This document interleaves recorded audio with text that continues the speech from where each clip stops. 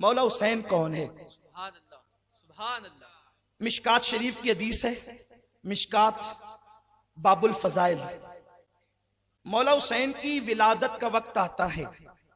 देखिए मैं हदीस इसका हवाला इसलिए दे देता हूं कि आप घर जाके देख लें, इसलिए कि अजीब अजीब सी बातें सुनने में आती है, फिर लोग कहते हैं कि आप इस पर कुछ गुफ्तगू करें, हालांकि फिर उस जवाब देने में मेरा मौजू अधूरा रह जाता है। लेकिन जवाब देना इसलिए जरूरी समझता हूं कि मेरी कौम के नए नस्ल को, नौजवानों को कोई मिसगाइड न करे, मिसमाइंड न करें, क्योंकि हमारा काम है, हम अहले बैत के दर के सग हैं।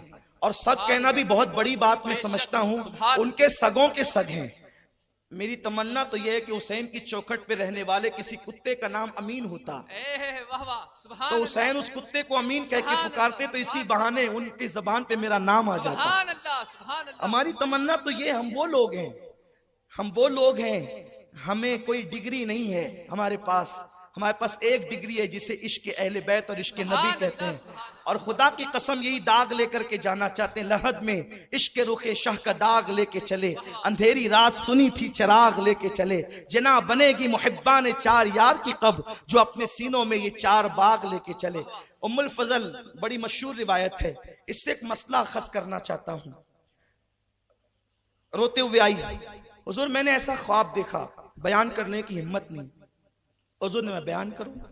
ख्वाब कभी कभी अजीब होते हैं, उसकी ताबीर खूबसूरत होती है।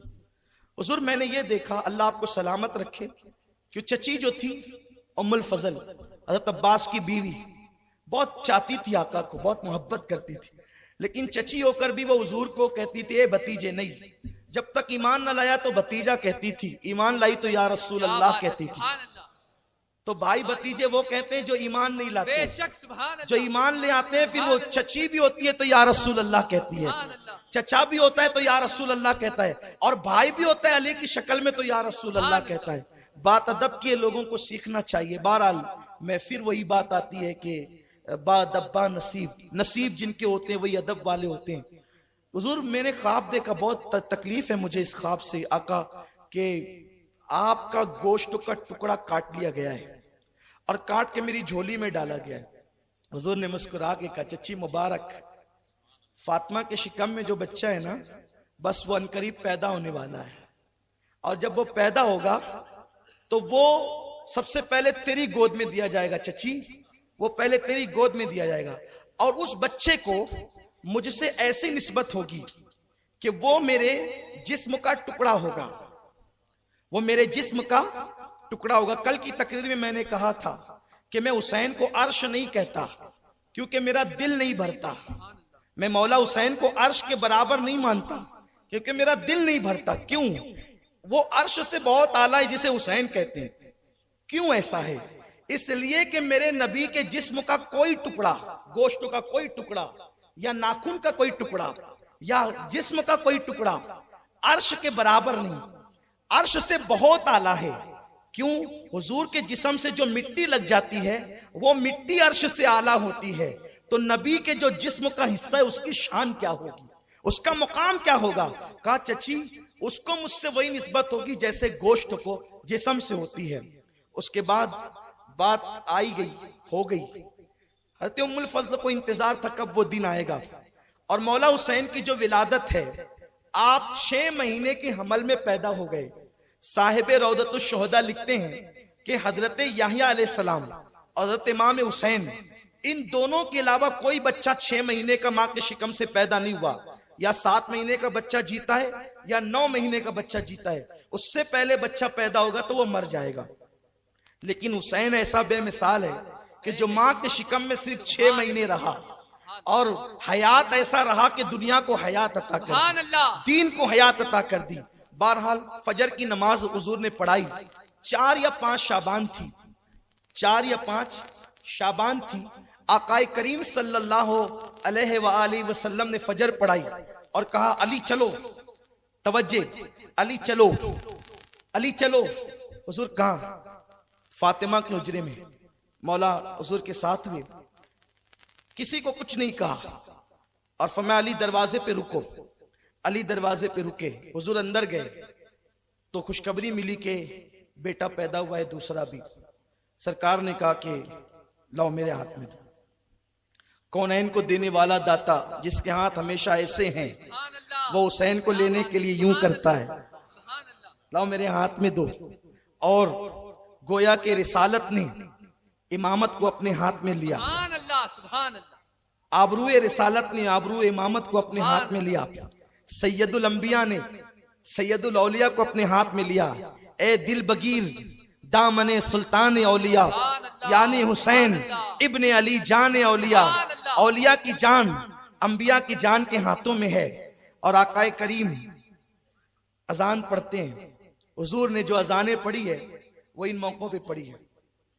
ये एक मसला भी व्हाट्सएप पे बहुत गश्त करता था कि हुजूर ने अजान कब पढ़ी, तो मौला हुसैन के कान में पढ़ी, मौला हसन के कान में पढ़ी, और एक मर्तबा ज़ोहर की नमाज के वक़्त भी अजान पढ़ी, और वो एक अलग तफसील है। अजान पढ़ी, घुट्टी दी, फिर वही घुट्टी, अपनी जबान चुसाई मौला हुसैन को, और हुजूर अलैहिस्सलात व तस्लीम मौला हुसैन का गला चूमने लगे। ये अल बिदाया वन निहाया, उसी के साथ मिशकात, उसी के साथ अस्सवाइकुल मुहर्रिका, ये जो किताबें हैं ना, इन सारी किताबों में सवाने करबला, सारी किताबों की रिवायतों का गुलदस्ता मैं एक रिवायत में आपके सामने पेश कर रहा हूं। हुजूर चूमने लगे जो है वो गला, उतने में जिब्रील आए। आने के बाद जिब्रील ने अर्ज की, हुजूर अल्लाह आपको मुबारकबाद देता है कि आपके घर में बेटा पैदा हुआ। हुजूर ने खुदा का शुक्र अदा किया, फिर कहा अल्लाह आपकी ताज़ियत भी करता है।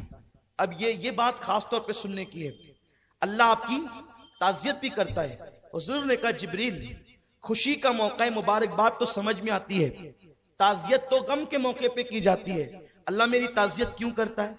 अर्ज की आका, ये जो आपका हुसैन है, ये आपका हुसैन है जिस गले को आप चूम रहे हैं, आपकी उम्मत वादिये तफ में यानी करबला के मैदान में आपके बेटे को खानदान के साथ 3 दिन भूखा प्यासा रखकर शहीद कर देगी। अभी करबला वाक़ई नहीं हुआ, हुजूर रो रहे हैं, तो क्या मैं ये ना कहूं मिशकात शरीफ की रोशनी में हुसैन की शहादत का जिक्र सुनकर रोना ये मेरे नबी की सुन्नत है? तो ये तो बिदत कहां से निकाली? हमने कहा अगर ये हदीस मिशकात में नहीं है, आइए बैठ के बात करें। ये बेचारे लूम चलाने वाले, ठेला ढकेलने वाले, जिनको इस्तिंजा की सुन्नतें नहीं पता है, जो कुरान के असरार और रमूज से नावाकिफ है, उनको क्यों लड़ा रहे हो? कौम को इत्तिहाद की जरूरत है, क्यों इंतशार पैदा कर रहे हो, क्यों तकलीफों में लोगों को मुब्तला कर रहे हो?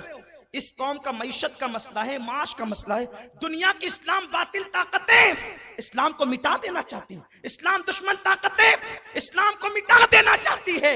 मुसलमानों इत्तेहाद की जरूरत है। और हुजूर ने फरमाया कि अल्लाह की तरफ से जमीन के ऊपर एक रस्सी अल्लाह की लटक रही है, उसको पकड़ के सब मुत्तहिद हो जाओ। पूछा गया या रसूल अल्लाह वो रस्सी क्या है? आका फरमाते वो मेरी अहले बैत है। और ये जो रोया हुजूर ने मोहब्बत में रोया। देखो मैयत पे रोना, चेहरे पे तमाचे मारना, रोना जायज नहीं, सही है।